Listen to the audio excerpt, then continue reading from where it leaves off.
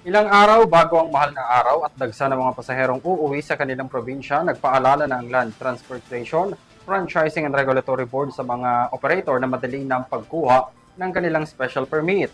Mahigpit na binabantayan ngayon ng LTFRB ang standard minimum fare, gayon din ang roadworthiness ng mga pampublikong sasakyan.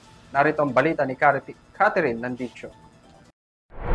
Nagpaalala ang Land Transportation, Franchising and Regulatory Board o LTFRB sa lahat ng mga public transport operators na magsumite ng aplikasyon para sa special permit ng hindi bababa sa 2 linggo bago pa man magsimula ang mahal na araw.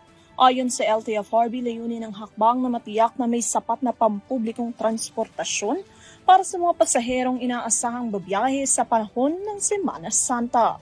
Kabilang sa mga pangunahing requirements para sa pagkuha ng special permit, ang pagkakaroon ng valid at hindi suspendidong Certificate of Public Convenience. Ngayong nalalapit na Holy Week, ipinapaabot ng Land Transportation Franchising Regulatory Board sa lahat ng mga operators ng pampublikong bus ang mahalagang paalaala tungkol sa aplikasyon ng special permit para sa nasabing panahon. Ang aplikasyon para sa Holy Week Special Permit ay dapat maisumiti ng hindi bababa sa 2 linggo bago magsimula ang mahal na araw. Para sa mga ruta na magsisimula o dadaan sa Metro Manila, ay dapat isumiti ang application sa Central Office at saka ito pagdedesisyonan ng board. Malagang siguraduhin na ang CPC ng sasakyan or franchise ay valid, hindi suspendido at hindi hihigit sa 14 na taon ang year model.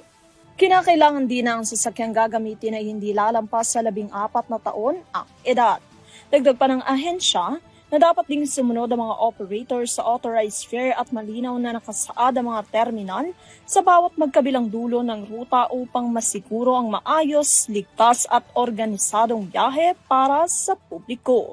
Inaasahan din ang paalalang ito sa ilalim ng pamumuno ni LTFRB Chairman Atty. Vigor Mendoza II, katuwang Department of Transportation na pinamumunuan ni Secretary Giovanni Lopez at alinsunod rin sa direktiba ng administrasyon ni Pangulong Ferdinand Bongbong Marcos Jr.